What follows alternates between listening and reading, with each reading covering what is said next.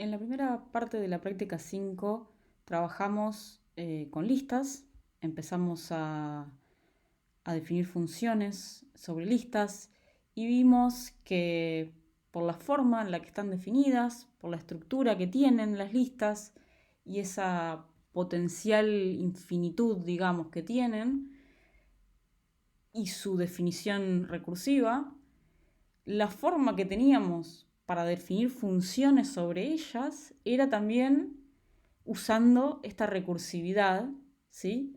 Cuando digo recursividad, recordemos, era esta característica que tienen las funciones de llamarse a sí mismas en su propia definición, ¿sí?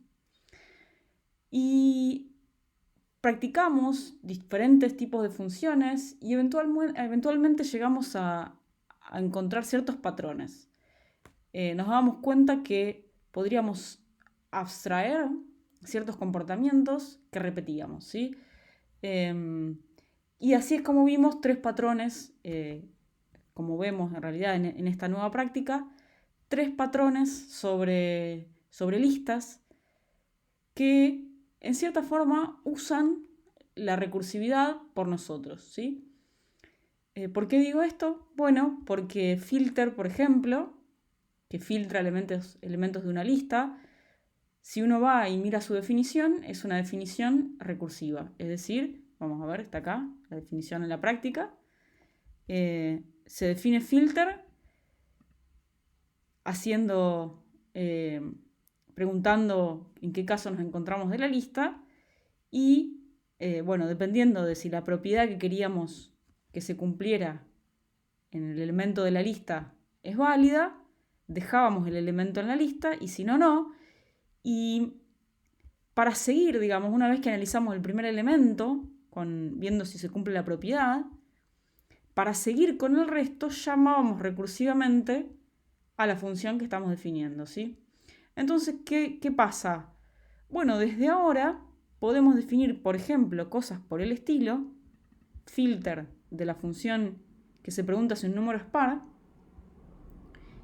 y podemos definir así esa función, la función que filtra los elementos pares, sin ni siquiera pensar en la recursión, ¿sí? Simplemente utilizando el patrón filter, ¿sí? Lo mismo para map, acá yo le puse unos dibujitos que son conocidos, van a encontrar muchísimos porque son patrones muy utilizados.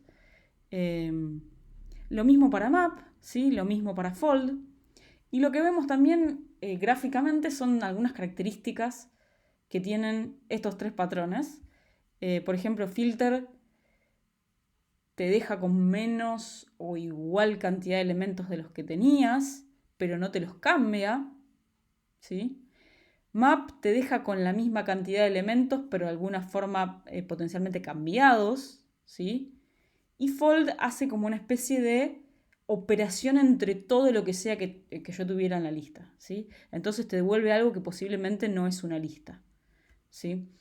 En todo caso, los tres, si vamos a ver su definición, los tres utilizan la recursión en su definición, ¿sí? Y esto es muy apreciable, digamos, por más de una razón. Por un lado, vemos que utilizamos un montón de código reutilizamos código al tener definidos estos patrones, ¿sí? Muchísimas de las funciones que hicimos en la práctica 5, en la primera parte, podemos resolverla de forma, van a ver, muy corta en la segunda parte. Pero además hay otro punto muy importante que es que no tenemos que usar recursión. Y eso, en principio, es bueno porque la recursión es en cierta forma un poco peligrosa.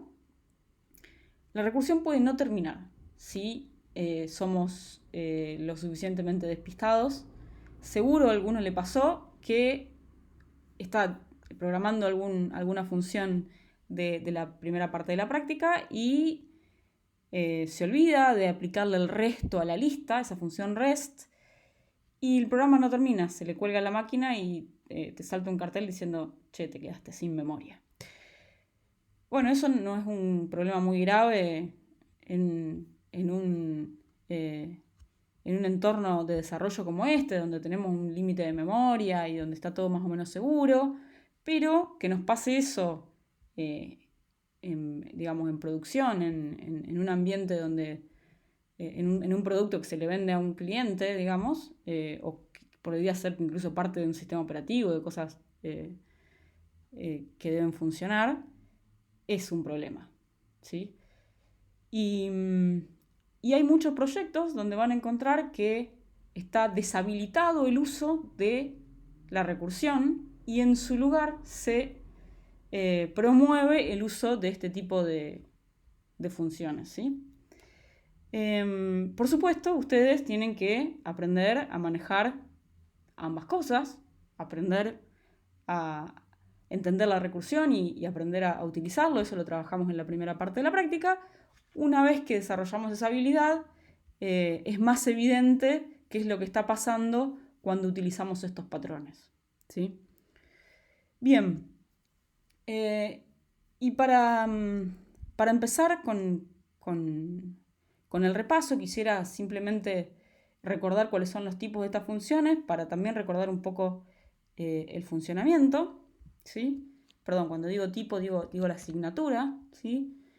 La función filter, como dijimos, nos quita elementos dada una propiedad, ¿sí? Y la propiedad, el predicado que recibimos, por supuesto, tiene esta forma. Dado un elemento, nos dice si se va a quedar en la lista o no. ¿Bien? Y dado una lista de esos elementos, lo que obtenemos es otra lista de el mismo tipo de elemento, ¿sí? Como vemos acá, no cambió el tipo del resultado, ¿sí? Sí, como decíamos antes, puede haber menos elementos en esta lista, ¿sí?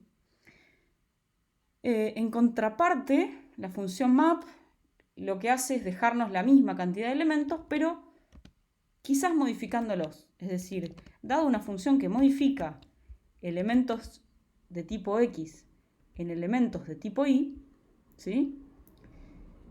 A partir de una lista de elementos de tipo X, nos construye una lista de elementos de tipo Y. Los transforma cada uno de ellos. ¿Bien? Y la función fold, que es un poco la más complicada de las tres, o la menos evidente, lo que hace es operar cada uno de estos elementos. Es decir, esto sería las frutas estas serían elementos del tipo X. A partir de 2 te sabe dar un tercero, ¿sí? Esta es la versión simplificada que vimos de la función fold. Pero bueno, vamos a ver esto nomás. Y a partir de una lista, perdón, y un elemento que va a operar de constante para el caso base, para el caso de qué hago con la lista vacía, ¿sí? Y a partir de una lista nos opera todos esos elementos, ¿sí? Y puede ser visto en cierta forma, si nosotros teníamos una lista de elementos como esta, sabíamos que es lo mismo que decir esto, ¿no? Esto es construir una lista con el elemento 1, adentro de construir una lista con el elemento 2, adentro de construir una lista con el elemento 3 y la lista vacía, ¿sí? Estas dos construcciones habíamos visto que son lo mismo. En realidad la lista es algo de esta forma, ¿no? Y si vemos en el intérprete, de hecho lo es, ¿sí? Bien, si yo hago fold sobre algo de este tipo, digamos que yo hago un fold de una función f con una constante c para la lista vacía. En esta lista, por ejemplo, esto es lo mismo que reemplazar las ocurrencias del constructor con f y las ocurrencias de la lista vacía con c. Es decir, si yo copio esto, voy a cambiar const por f ¿sí? Y lista vacía por C, ¿sí? Por eso, en un ejemplo que vimos, que tienen en la práctica, cuando hacíamos fold con la suma y el 0 de la lista esta, por ejemplo, ¿sí? Lo que va a suceder es eso que dijimos, ¿no? Vamos a reemplazar ese cons por la suma y la lista vacía por el 0. Entonces, esto nos va a quedar nada más que más 1 de más 2 con más 3, 0. ¿Sí? Y si vemos cuál es el resultado,